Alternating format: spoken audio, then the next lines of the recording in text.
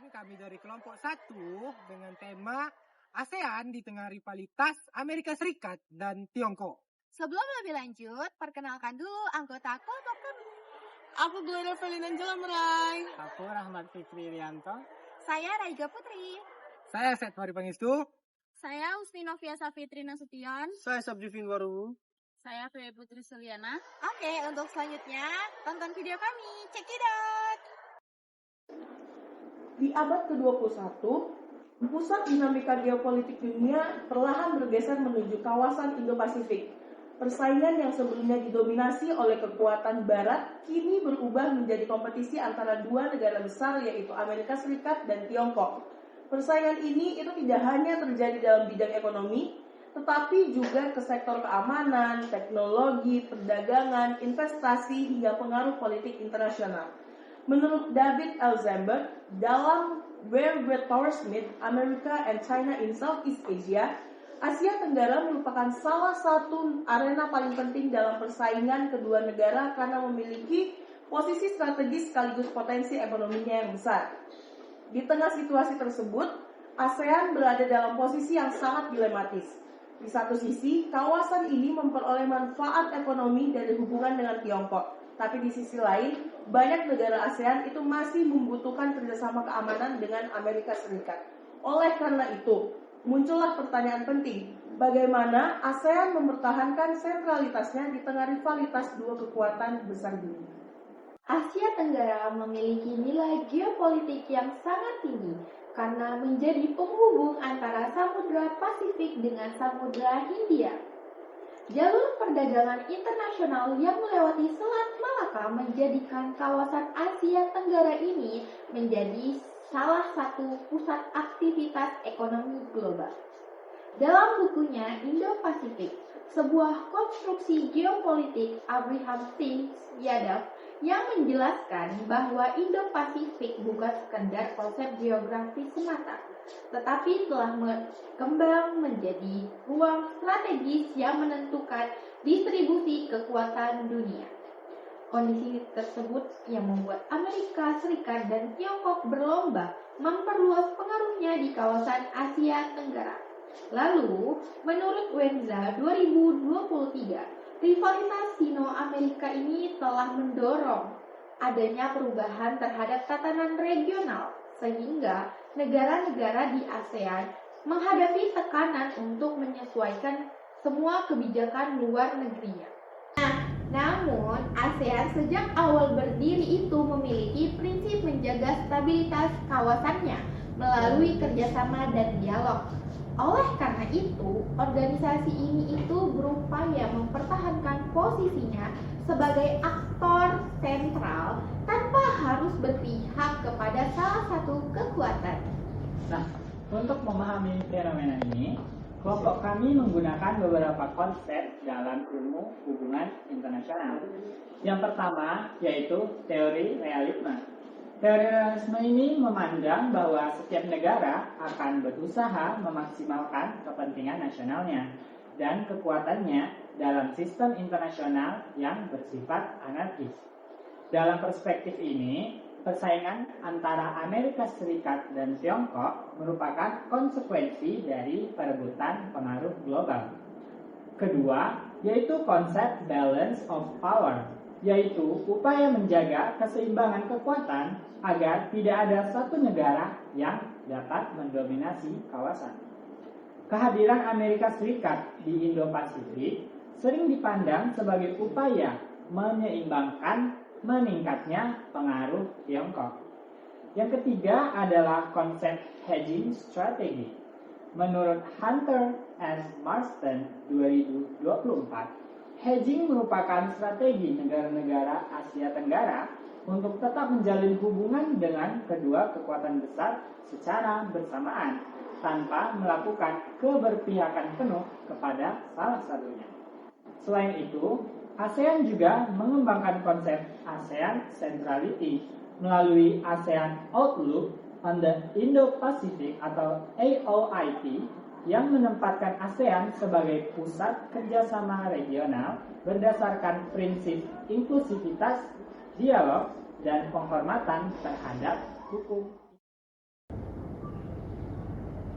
Nah, pertanyaan yang muncul adalah mengapa Asia Tenggara itu menjadi pusat perhatian oleh Amerika Serikat dan Tiongkok?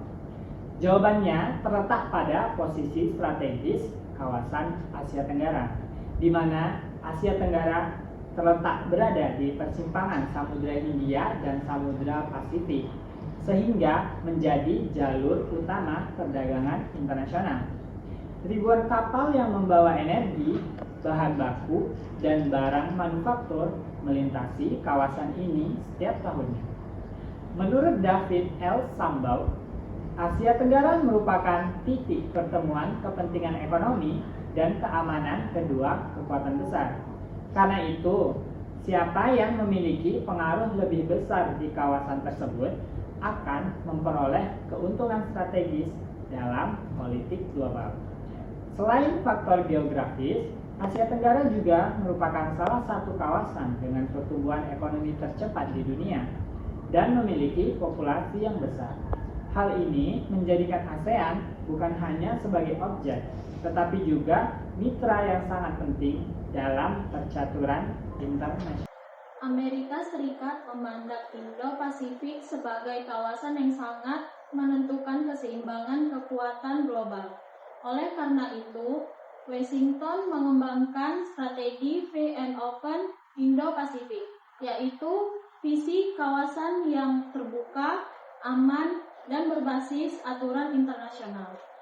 Implementasi yang digunakan melalui berbagai kerjasama, keamanan, peningkatan hubungan diplomatik, investasi ekonomi, dan dukungan terhadap kebebasan navigasi di Laut Cina Selatan. Menurut Wenza, tahun 2023, baik pada masa pemerintahan Donald Trump maupun Joe Biden, ASEAN tetap diposisikan sebagai elemen penting dalam strategi Amerika di Indo-Pasifik. Selain itu, Amerika juga memperkuat kemitraan melalui forum Quad yang melibatkan Amerika Serikat, Jepang, India, dan Australia, serta AUKUS yang berfokus pada kerjasama pertahanan. Langkah-langkah ini dipandang sebagai upaya menjaga keseimbangan kekuatan di kawasan.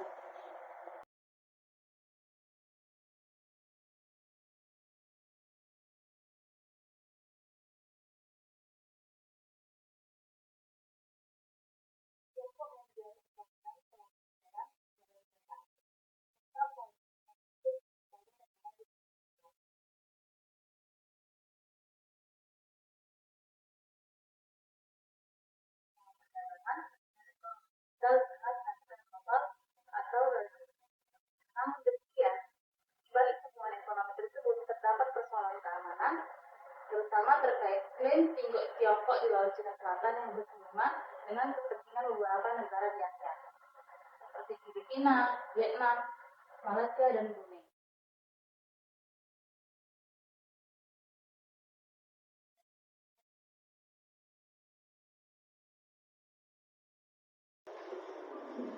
Di tengah rivalitas tersebut, banyak pihak tentunya bertanya mengapa ASEAN tidak berpihak dan secara terbuka memilih antara Amerika Serikat dan juga Tiongkok.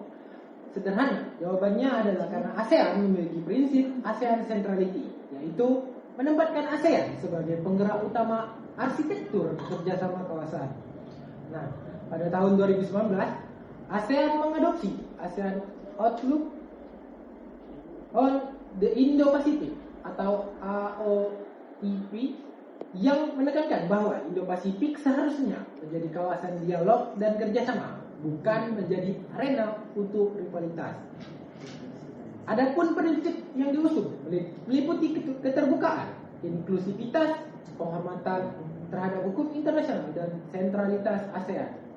Menurut Hidetaka Yuhimatsu 2023, pendekatan ASEAN dapat dipahami sebagai upaya menjaga legitimasi moral dan ruang diplomasi, serta melalui diplomasi melalui keterlibatan yang seimbang dengan berbagai kekuatan.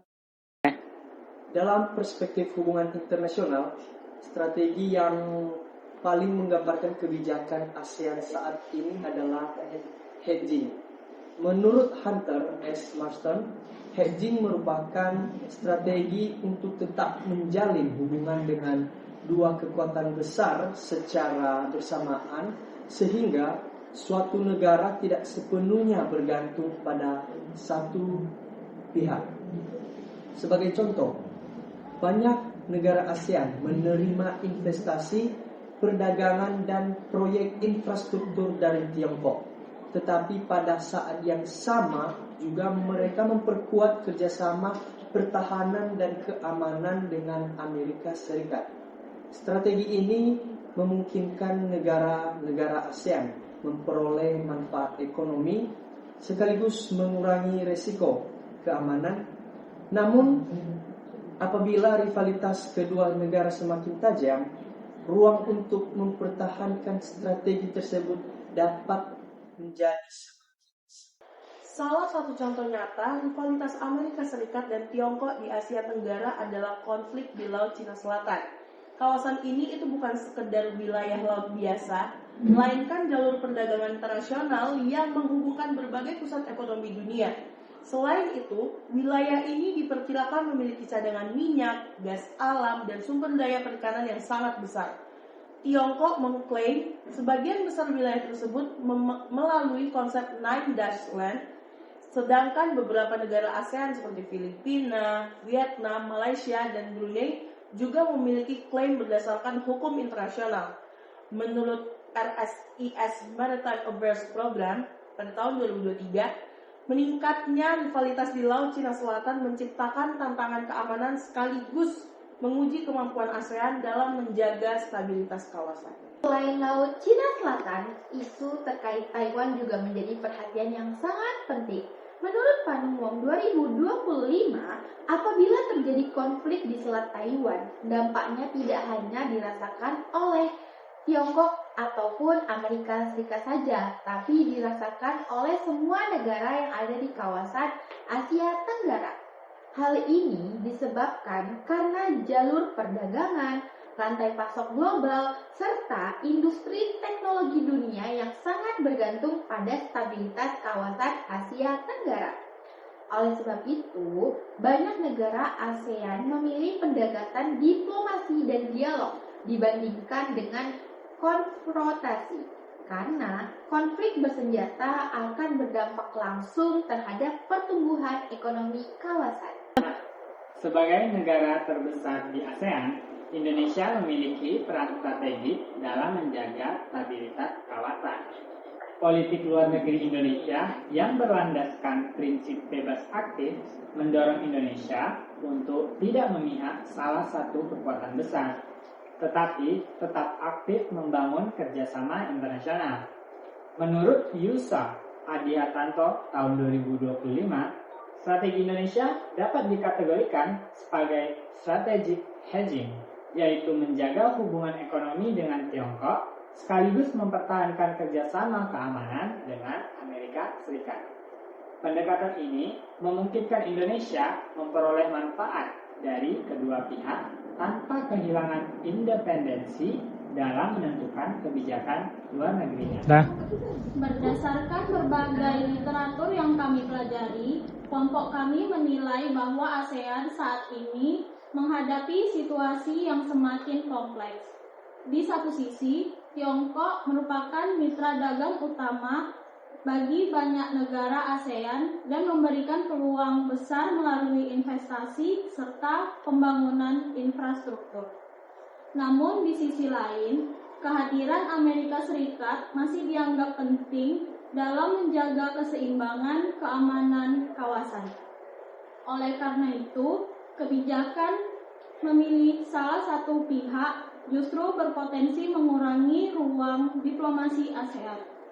Menurut kami, strategi yang paling rasional bagi ASEAN adalah mempertahankan hedging strategi, yaitu menjaga hubungan baik dengan kedua negara sambil tetap mengutamakan kepentingan kawasan. Kami juga berpendapat bahwa tantangan terbesar ASEAN bukan hanya berasal dari rivalitas Amerika Serikat dan Tiongkok, tetapi juga dari perbedaan kepentingan di negara anggotanya sendiri. Apabila solidaritas internal ASEAN melemah, maka posisi tawar organisasi ini dalam menghadapi kekuatan besar juga turut ikut menurun. Sebaliknya, apabila ASEAN mampu memperkuat integrasi ekonomi dan koordinasi politik, maka rivalitas tersebut dapat juga menjadi peluang pembangunan kawasan. Oke, berdasarkan analisis yang telah kami paparkan, tentunya kelompok kami memberikan beberapa rekomendasi. Yang pertama, ASEAN perlu memperkuat ASEAN Outlook on the Indo-Pacific sebagai pedoman kerjasama kawasan. Yang kedua, meningkatkan solidaritas antar negara anggota sehingga memiliki posisi bersama dalam menghadapi isu strategis. Yang ketiga, memperluas diplomasi multilateral melalui forum seperti East Asia Summit, ASEAN Regional Forum, dan ADM Plus agar ASEAN tetap menjadi kawasan dialog kawasan. Keempat, tentunya kita perlu memperkuat integrasi ekonomi regional sehingga ketergantungan terhadap satu kekuatan besar dapat diminimalkan. Pada akhirnya, rivalitas Amerika Serikat dan Tiongkok merupakan tantangan sekaligus peluang bagi ASEAN. ASEAN tidak boleh menjadi objek persaingan geopolitik, tapi harus menjadi aktor utama yang menentukan arah kerjasama kawasan. Strategi Hijing dan ASEAN Centrality masih menunjukkan bahwa diplomasi masih menjadi instrumen utama dalam menjaga stabilitas regional. Persatuan antar negara anggota menjadi modal penting agar ASEAN tetap memiliki posisi tawar di tengah perubahan tatanan global. Dengan memperkuat kerjasama, ASEAN dapat meningkatkan rivalitas ini untuk meningkatkan ekonomi dan kesejahteraan masyarakat. Rivalitas mungkin tidak dapat dihindari, tetapi konflik dapat dicegah melalui dialog, kerjasama, dan penghormatan terhadap hukum internasional. Nah, sebagai semangat dalam pembentukan ASEAN, stabilitas kawasan tentunya tercapai apabila negara-negara anggota melakukan kolaborasi dan tidak melakukan konfrontasi. Karena pada akhirnya, masa depan Asia Tenggara bukan ditentukan oleh siapa yang paling kuat, melainkan bagaimana ASEAN itu mempertahankan persatuan, sentralitas dan kemandiriannya di tengah rivalitas besar dunia. Baik, segitulah video penjelasan kami terkait ASEAN di tengah rivalitas Tiongkok dan Amerika Serikat. Sampai sekian, see you and bye-bye.